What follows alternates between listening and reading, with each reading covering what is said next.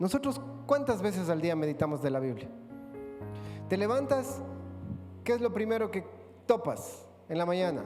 Ya te digo, ¿no? O sea, apagas la alarma del celular y de ahí, ¿qué haces? Comienzas, he sido una hermanita, pero los que no somos tan espirituales, ¿qué es lo que hacemos? Las notificaciones, me ha escrito la vecina, ve. Y las publicaciones que hiciste, comienzas y dices, o no me equivoco, o todos son santos. Dios le dice a Josué, enfócate. La tierra prometida está ahí, pero ¿cómo te vas a enfocar tú? Josué se esforzó hasta el último y en los últimos capítulos de Josué le dice a todos los que son de él, a los que estaba ahí y ya estaba viejito, dicen, ¿sabe qué? Todo Dios me ha cumplido. Dios me dijo que me iba a dar la tierra prometida, aquí está. Dios me dijo que me iba a dar hijos sanos, una esposa, aquí está. Y dice que todo le prometió. ¿Qué es lo que tuvo que hacer Josué? Primero, esforzarse, ser valiente. ¿Cuántos valientes sabemos aquí? ¿O todo te ha tocado gratis? ¿O te ha tocado así sin esfuerzo? Para llegar a tu título, a tu ingeniería, a lo que has comprado, ¿fue fácil o no? Para llegar a mantenerte donde que estás en tu relación con tu esposa, ¿fue fácil o no? ¿Te ha tocado ser valiente, esforzarte? Y ahora Josué, ¿qué es lo que dice? O sea, todo me cumplió, ni uno de ellos falló. Todo lo que Dios me cumplió, nada no falló.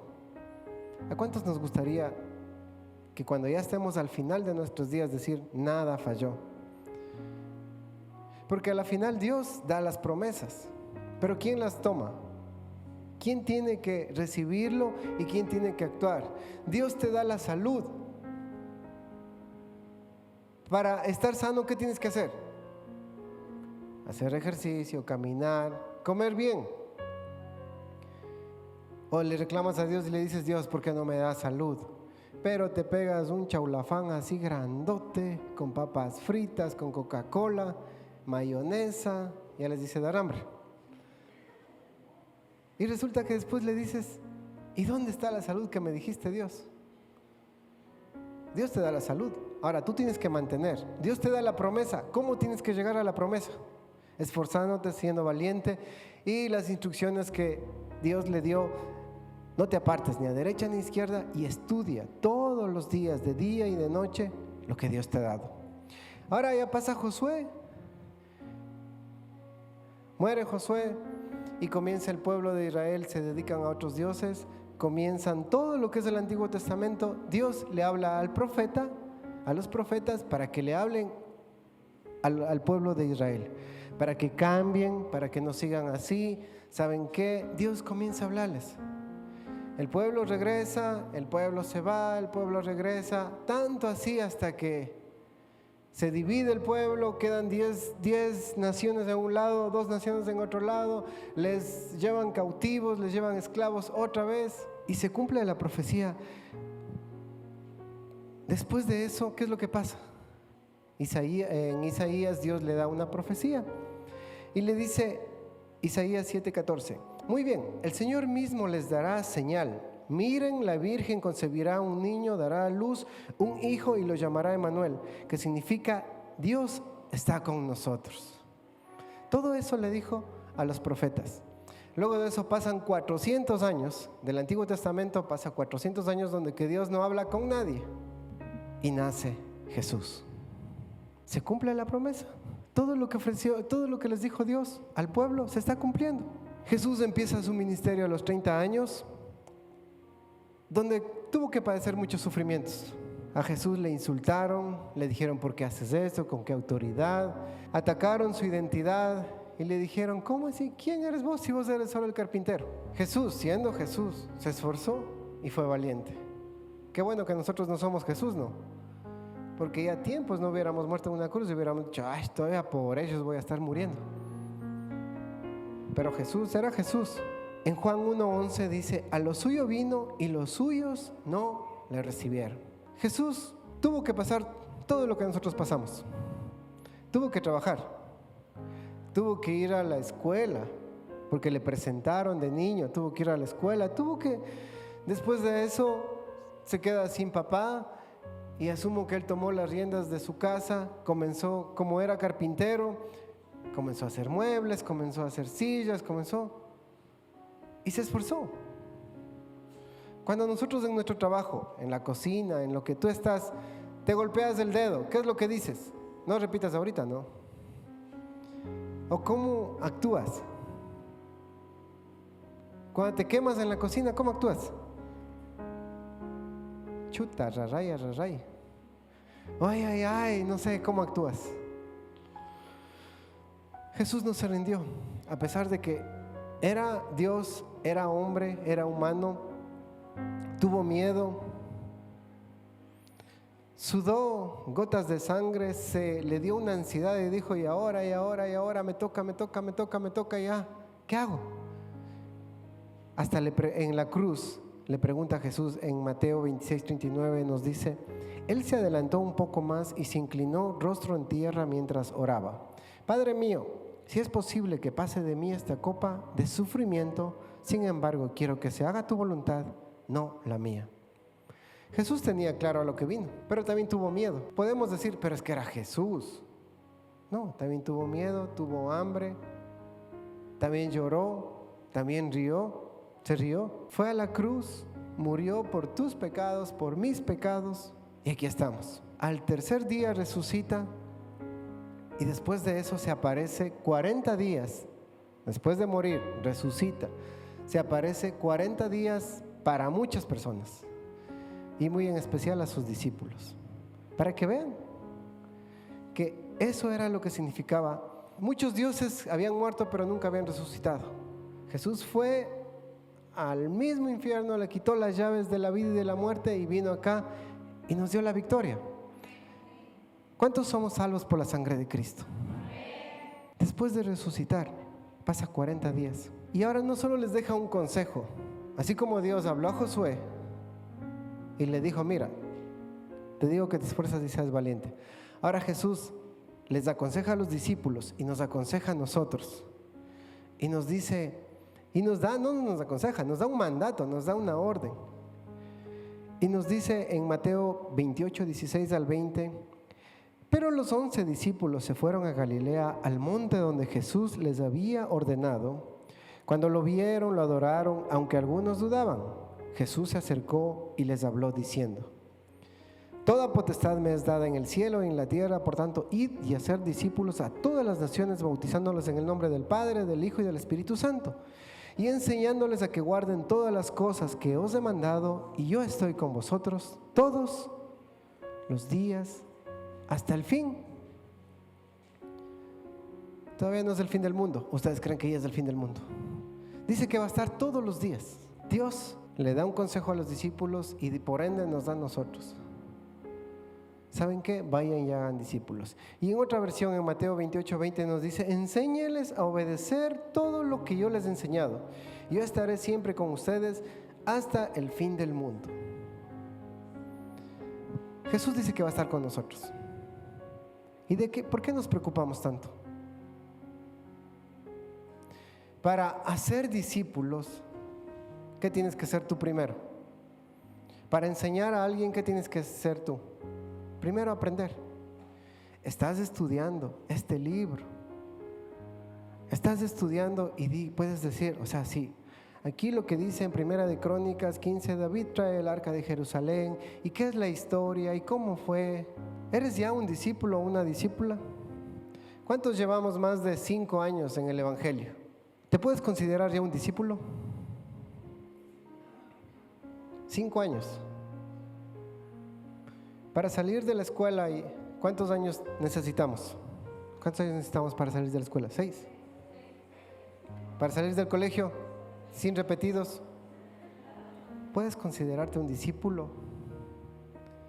¿Ya eres un discípulo o una discípula como para poder hacer discípulos? ¿Y sabes por qué no lo eres? ¿O por qué te falta? Porque a veces te apartas a derecha y a izquierda, porque no lees, porque simplemente lees un versículo y dices, ay, así esto, pero no lees todo el contexto de lo que está en el capítulo, no lees todo lo que dice la carta, no lees todo el libro que fue escrito, para quién fue escrito y por qué fue escrito. ¿Por qué? Porque qué pereza, no entiendo. No, eso solo tienen que saber los pastores nomás. Yo también decía eso, por eso. Y después me toca estar parado acá y me toca estudiar y estudiar y estudiar. Pero ¿saben qué? Ha sido bonito. Como dijo Lenin, ha sido chévere. Recuerdan la otra semana yo tomé un vaso de agua. ¿Qué pasó el agua? El agua se hizo parte de mí. El agua me refrescó. El agua me dio energías para poder seguir hablándoles, no importa que se están durmiendo. Se hizo parte de mí. Ya no se llama agua, ya es Richard. Pero el agua que se regó ahí es agua y sigue siendo agua. Lo mismo la palabra, tiene que hacerse parte de ti. Tiene que estar en ti de continuo, de continuo y de continuo. Necesitamos la palabra. Primero necesitamos la palabra nosotros de leerla. ¿Para qué? Para ser bendecidos. Y necesitamos con esta palabra bendecir a otros. Porque no puede ser posible que solo la palabra para ti, cuando lo estás leyendo y no puede ser de bendición para otras personas. Porque la palabra la dejamos aquí y no pasa nada. ¿No es cierto? ¿Qué pasa ahí con? ¿Saben cuándo le hacemos vida a la palabra? Cuando lo cojo, lo leo, me grabo, me memorizo, ahí le hacemos vida. Necesitamos que las bendiciones a través de la palabra vengan a nuestras vidas y que las bendiciones a través de nosotros, que nos vean los otros, digan, oh no, sí, ese pastor parece que sí es bueno porque Dios le bendice. Esa vecina parece que sí va a la iglesia porque ya no es chismoso. La palabra es vida. La palabra, así como tú necesitas de la palabra necesita de ti para que puedas mostrar a los demás. La palabra necesita que creamos, pero si no lees, ¿qué palabra hay en ti? ¿Cómo puedes hacerle vida a la palabra si no hay palabra? En Juan 1:14 dice, entonces la palabra se hizo hombre y vino a vivir entre nosotros. Estaba lleno de felicidad, amor inagotable, y hemos visto su gloria, la gloria del único Hijo del Padre.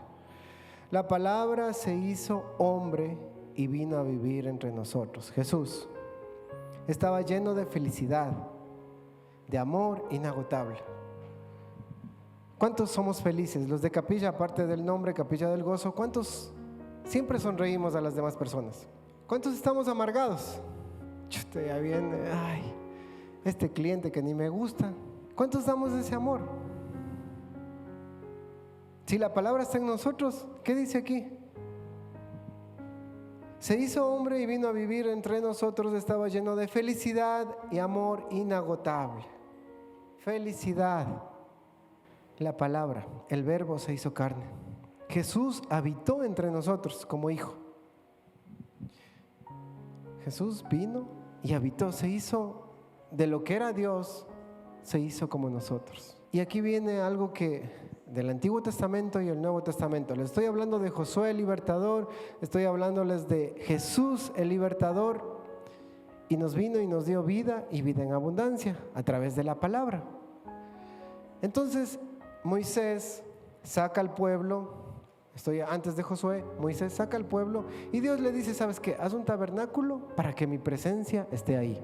Entonces Moisés tenía que hacer un tabernáculo para que Dios habite ahí y a través de Moisés hable con Moisés y Moisés hable al pueblo. Y en Éxodo 40:34 nos dice, entonces una nube cubrió el tabernáculo de reunión y la gloria de Jehová llenó el tabernáculo. Quiere decir que cuando estuvo hecho el tabernáculo, Dios se presentó ahí. Y ahora después viene Jesús al pesebre. ¿Cómo creen que la gloria se manifestó en ese pesebre? Para que los pastores lleguen al pesebre tuvo que haber sido una gloria inmensa, porque Jesús Dios, el Todopoderoso, vino a un pesebre. Habitó aquí entre nosotros. ¿Para qué? Con un propósito claro. Ahora nosotros, ¿estamos brillando como deberíamos brillar? ¿Hacemos que la gloria se refleje ante los demás o no? ¿Mostramos al mundo que realmente sí estamos cambiando para que ellos vean que nosotros estamos cambiando? El día de ayer se hizo la marcha. ¿Cuántos vinieron? ¿Cuántos participaron en la marcha? Levanten la mano. Solo 5 personas. Ah, claro, van a decir, ¿y usted qué? ¿Y por qué no fue? Bueno, les cuento, ¿no? Como que para hacer una pausa y un paréntesis. Fuimos 9 personas de aquí, 12 personas de aquí, nos fuimos a vivir una recarga legendaria. Por eso nos ven algunos medios mal dormidos y todo. Por eso no fuimos a la marcha que era el día de ayer. Y ahora ustedes, ¿qué pasó? ¿Saben qué? Hay muchos que no van a leer la Biblia, pero sí te van a leer a ti. Te van a leer a ti cuáles son tus acciones, cuáles son tus comportamientos, qué fruto del Espíritu sale cuando pasa algo en tu vida. Eso van a ver. Los frutos del Espíritu son amor. ¿Tenemos amor? Sí, yo sé que todos. Gozo. ¿Somos gozosos? Paz. ¿Tenemos paz? Estamos así, pero... O siempre estamos amargados, angustiados y pensando. La palabra se cumplió. Lo que dijo Isaías, nacerá de una virgen. Se cumplió, vino. Ahora la palabra tiene que cumplirse en ti y en mí. ¿Qué tanto estás aprendiendo de la palabra? En Jeremías 1:12 nos dice, tienes razón, me dijo Dios el Señor, en efecto, voy a estar atento a que mis palabras se cumplan. Dios llama a Jeremías y le dice, ¿sabes qué? Vas a ser un profeta, le unge, le da el poder, le da autoridad y le dice, ¿sabes qué? Voy a estar atento a que mis palabras se cumplan. Ahora Dios nos dice lo mismo a nosotros. El mandato que Jesús nos hizo a los discípulos y nos hizo a nosotros, dice, voy a estar atento a que se cumpla. ¿Estás cumpliendo? ¿Estás leyendo? Jesús les dice, enséñales a obedecer todo lo que yo les he enseñado. Para enseñar tú tienes que saber. Las mujercitas, las mamás, para enseñar a cocinar a sus hijas o a sus hijos, ¿qué tienen que hacer primero? Tienen que saber primero, ¿no es cierto? Y ahí si les, mira, así se hace el arroz, mira, haz el refrito, mira, y todo eso, todo lo que pueden hacer. Y así mismo, ¿cómo queremos hacer discípulos de la palabra si la palabra no está en nosotros? Dice que la Biblia es viva y eficaz. La palabra es vida. ¿Está haciendo parte de tu vida? ¿Qué estás haciendo con el tiempo? ¿Cuántos saben que el celular es bueno o es malo?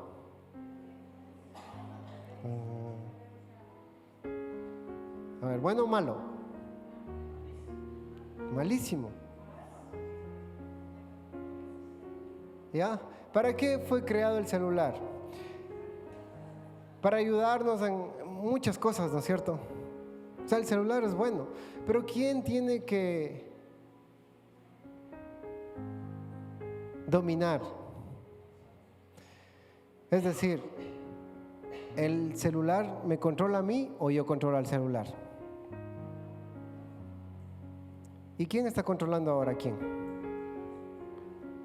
¿El celular nos está controlando o no? Sí, nos controla. Algunos van a lavar los platos, van a hacer todo, van a lavar la ropa, van a hacer el almuerzo, ponen ahí algo, TikTok, lo que sea. Se van al baño con el celular. Cosa que hay una hora y el otro, ya ve. Y tú que te levantas del baño como con las piernas así calambradas. Así me han contado. ¿Quién está dominando a quién? Puedes pasar un día sin celular, así literal, sin celular. Pero hay algunos que no, es que los negocios, no, es que esto, no, es que esto otro. Nosotros venimos viernes y sábado sin celular, por eso digo, sí se puede. Nos quitaron todo allá y no sabíamos ni la hora, sí. Entonces, ¿quién controla a quién? El celular es bueno, pero ¿cómo lo estás haciendo? ¿Cómo lo estás tú perdiendo el tiempo? Y cuando realmente lo que sí deberías en el celular, tener las Biblias como para poder leer. Pero ¿qué es lo que pasa? Cuando empiezas a leer un texto, ¿qué es lo que te da? ¿Sueño o no? Comienzas y pum, pero ves un TikTok, ay sí, ay esto ha pasado. Ve, la doctora Polo, vele.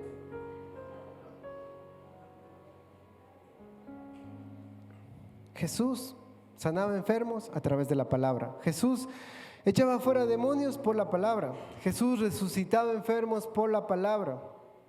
Jesús enseñaba a los maestros de la ley por la palabra.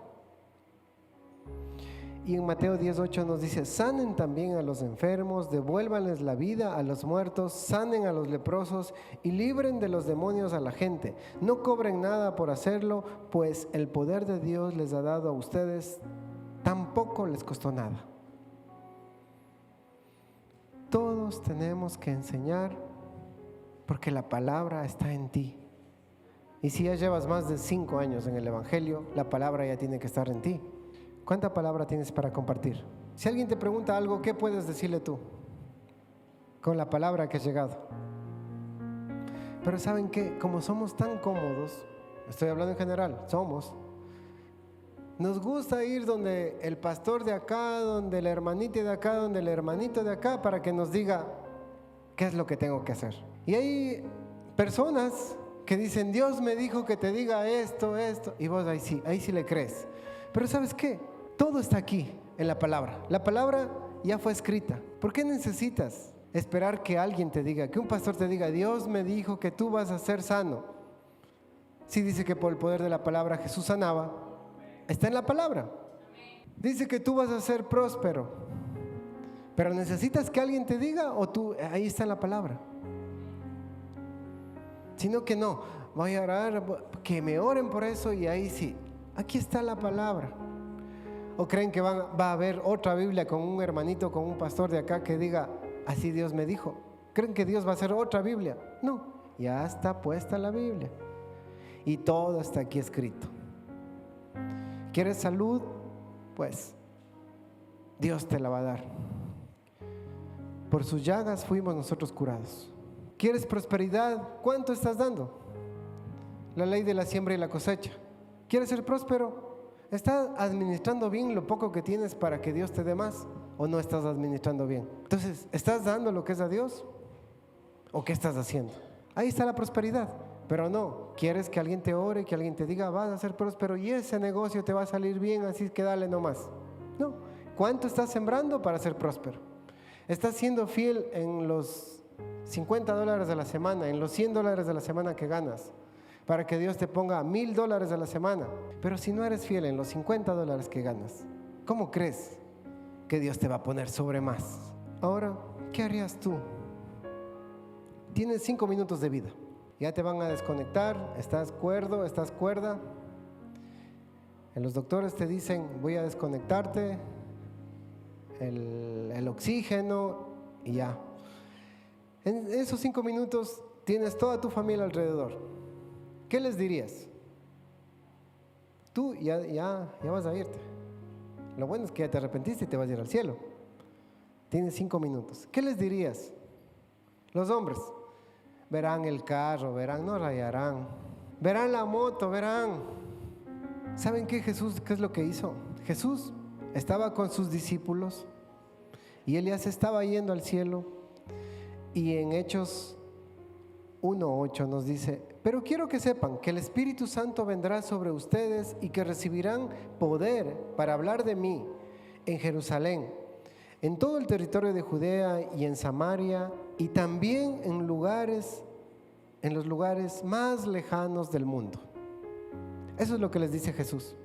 Jesús ya no va a estar en la tierra, ya se va. Y ese es el consejo que les da. ¿Saben qué? Sirvan. ¿Qué le dirías tú a tus hijos, a tu esposa, a tu esposo, si tienes 5 minutos, a tu hermano, Y Jesús eso es lo que hace.